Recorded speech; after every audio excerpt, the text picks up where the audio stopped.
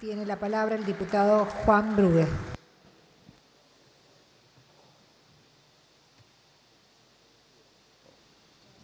Gracias, señora presidenta. Realmente me siento bastante conforme y alegre de participar de esta sesión en este tema, porque es un tema que me inquietó hace 4 años atrás, cuando tuve oportunidad de ir a un evento organizado por la ASO Bancaria, que es la Asociación Bancaria de Colombia, en mi rol de director del Banco de la Provincia de Córdoba y de oficial de cumplimiento de prevención del lavado de activos de esa entidad. Y pude conocer esta acción de extinción de dominio, en donde nos explicaron los procuradores especiales colombianos, tienen 49 fiscalías, tenían en ese momento, y también nos daban los números de cómo se había logrado recuperar aquellos activos que habían sido producto del narcotráfico. Y por supuesto, como hombre del derecho, me enamoré de la figura y dije, bueno, a ver si en la Argentina podemos avanzar en esa línea. No ya pensando en el narcotráfico, que es el mal que tienen los colombianos, sino el mal que tenemos los argentinos, la corrupción. ¿Cuánto es la plata del Estado, cuánto es la plata del pueblo argentino que se ha ido en todos estos años a través de los actos de corrupción? ¿Quién me lo puede cuantificar? Difícil cuantificarlo. Algunos hablan de varios productos internos, varios PBI en esa línea. Entonces, en esos viajes pensando, bueno, ¿cómo lo podemos encuadrar dentro de nuestro esquema? Habida cuenta de que efectivamente aquí ya se han señalado los tratados y las convenciones de Naciones Unidas contra la corrupción, en donde habla efectivamente de los bienes, producto de la corrupción, como así también las recomendaciones del GAFI, que es el Grupo de Acción Financiera Internacional, que nos permitía también conocer cuál es el horizonte que nos marcaba, y empecé a elaborar en mí algún tipo de razonamiento sobre el particular. Hasta que, bueno, llegué a la Cámara y Sergio Massa, con quien compartimos las campañas electorales, tenía este proyecto y hoy nos toca debatirlo y discutirlo. Por eso le digo, es una satisfacción, porque era una inquietud, era un anhelo de que llegáramos a esta instancia de poder hablarlo y discutirlo. En este punto, ayer en la reunión de comisión conjunta, me tocó hacer un par de precisiones sobre las características de esta ley que estamos aprobando o que pretendemos aprobar. Y mencioné concretamente de que había naturalezas mixtas en este proceso, que no son ajenas al derecho argentino, sino que aquí se combina el derecho público con el derecho privado. No solamente es una cuestión de derecho penal o de derecho civil, o versos uno con otro, sino la combinación de ambas ramas del derecho argentino que avanzan en ese sentido. Y decimos de que este proceso no es ajeno, porque entendemos que el Código Civil de la Nación, cuando fue modificado, abre las puertas a otras fuentes extranjeras en lo que hace a su aplicación. El Código Penal, que se calza y se inserta juntamente con los tratados internacionales y convenciones que están incorporados en el artículo 75, inciso 22 de la Constitución Nacional, también se abre en esa línea, nos permite llegar a la conclusión, como primera medida, de que sí, efectivamente, podemos avanzar en el tratamiento y la sanción de este tipo de normas. Fíjense ustedes, recién el diputado Petri no quería hacer mención a las recomendaciones del GAFI, y yo sí voy a leer la que habla específicamente de los sistemas jurídicos con relación al decomiso y medidas provisionales, sobre los bienes, por supuesto.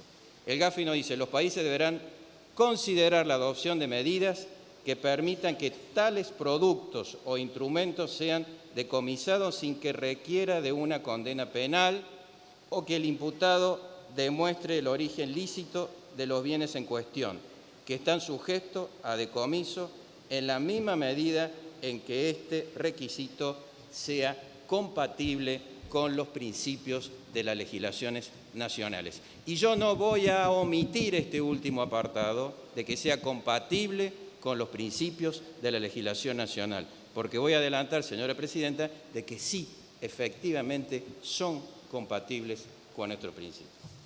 Volviendo a ese concepto, derecho público, derecho privado versus no, combinado, el reciente designado miembro de la Corte Suprema de Justicia de la Nación, doctor Horacio Rosati, tiene una obra muy interesante que yo les recomiendo que la lean, que habla del Código Civil desde el derecho público, el análisis del Código Civil del derecho público, la implicancia que tiene el respeto al derecho de la propiedad, pero también en consonancia con los intereses generales de la nación. Yo, señora presidenta, voy a tratar de fundamentar aspectos que creo que son importantes y que han sido objeto de propuesta concreta de mi parte al momento de avanzar en la discusión de este tipo de normativa, en donde tiene dos etapas bien claras.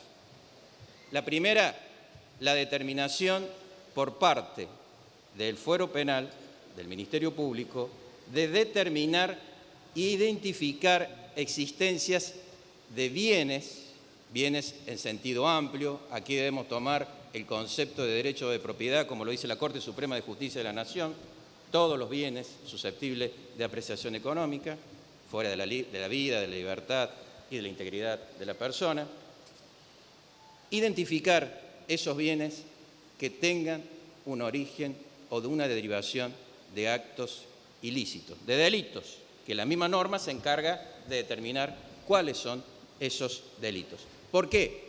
Porque todo delito que se comete, de las características que están enumeradas en este texto, tienen consecuencias patrimoniales. Y eso es lo importante.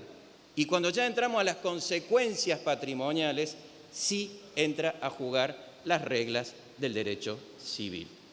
Hay una primera etapa, investigación, la hace el Ministerio Público. Una vez que determinó los elementos, empieza la acción propiamente civil, que como bien se dijo aquí, va a culminar con una sentencia.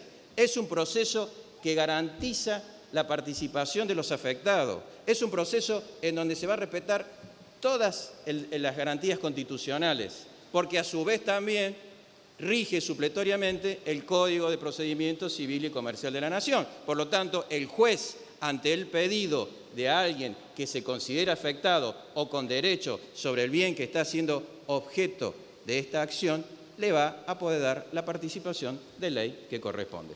Nos estamos adecuando a las normativas de las que hablaba el Gafi recién, normativas nacionales.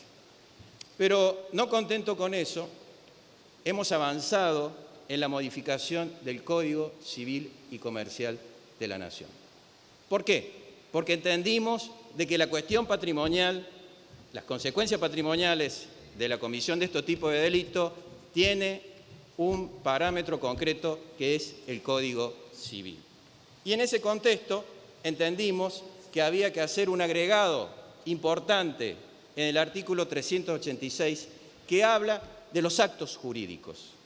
Y los actos jurídicos y los negocios jurídicos son amplios en nuestro Código Civil y Comercial de la Nación. Y precisamente ese artículo 386 nos habla de la eficacia de los actos jurídicos y hace una clasificación entre los que se llaman actos nulos de nulidad absoluta y nulos de nulidad relativa. E incluimos una causal de nulidad. Y que esa causal de nulidad es justamente cuando el acto sea la consecuencia o la derivación de hechos ilícitos en forma directa o indirecta de la ley penal.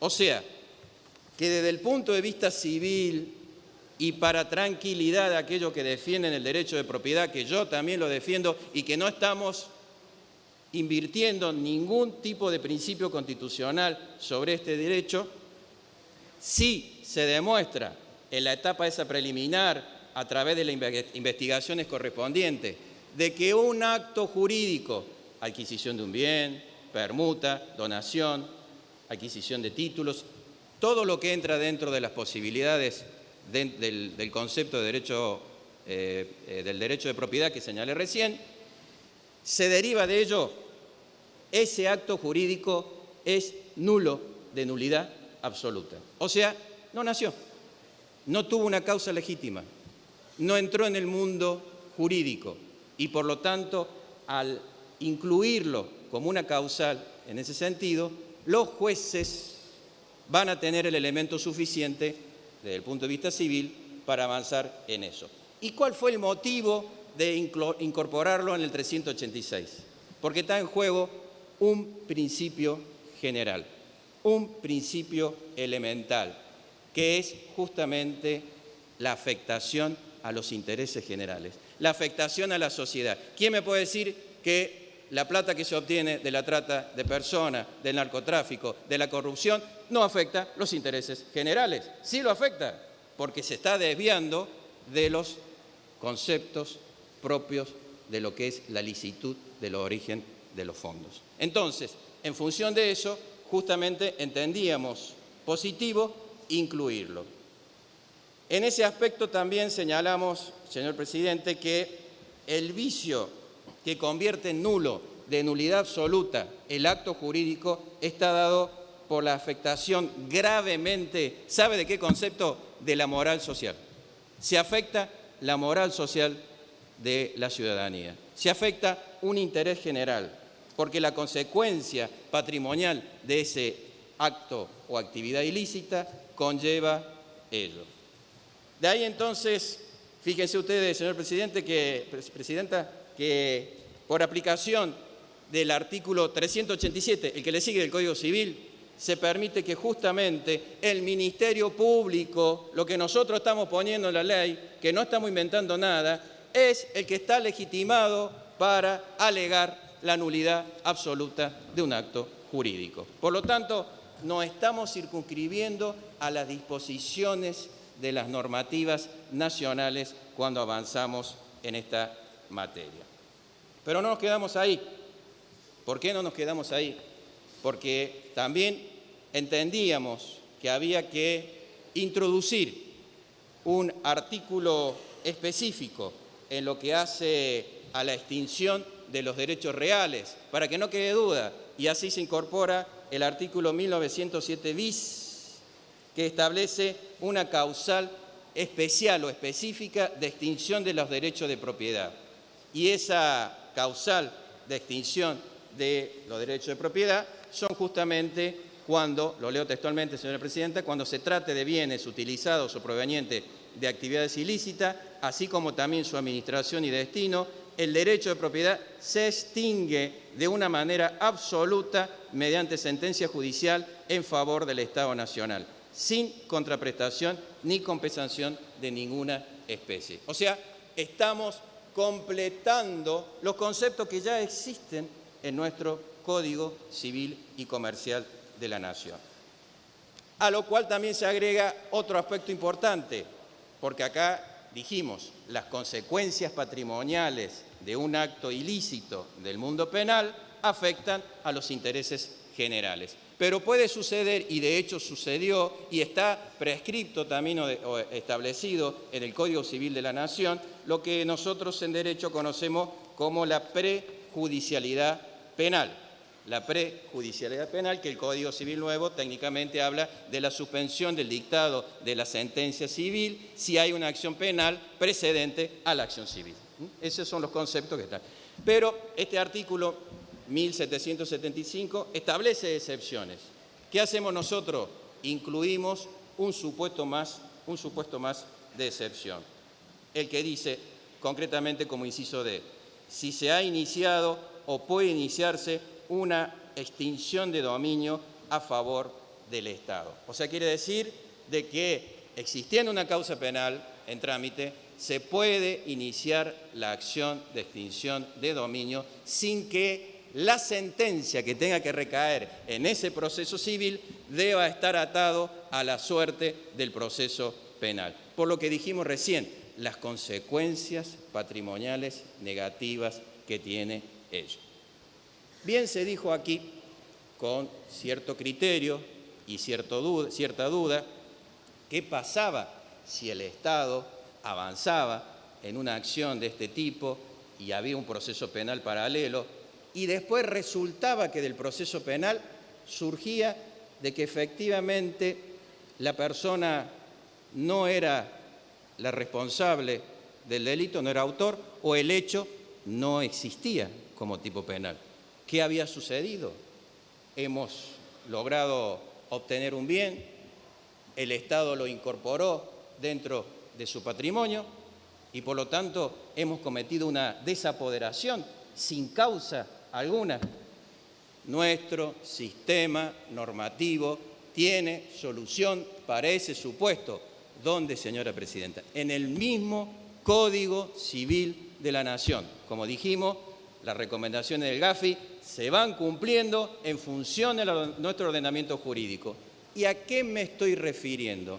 Me estoy refiriendo al artículo 1779 del Código Civil y Comercial de la Nación, que dice expresamente revisión de la condena civil, revisión de la condena civil, y permite la revisión de la condena civil si aquel contra quien se inició una acción penal y que tenía relación por las consecuencias patrimoniales y por lo tanto el Estado avanzó y luego no resultó del punto que haya sido condenado en la causa penal, tiene el derecho, si es absuelto en el juicio criminal por inexistencia del hecho que funda la condena civil o por no ser su autor material. O sea que nuestro ordenamiento jurídico civil prevé todos los supuestos que decían recién aquí que nosotros estamos inventando o que queríamos introducir.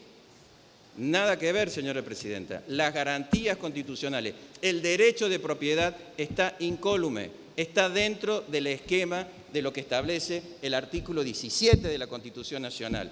Está garantizado, sigue siendo inviolable en función de los parámetros que estamos estableciendo. Inviolabilidad que no es un derecho absoluto, sino que puede ser regulado por leyes en su consecuencia. Entonces, nosotros ubicándonos en el derecho civil, en el Código Civil de la Nación, estamos previendo todos los intereses en juego. Porque por un lado hablamos del tercero de buena fe, que va a tener derecho a participar en el proceso y probar, y si prueba que fue de buena fe, el juez le tiene que dar la razón.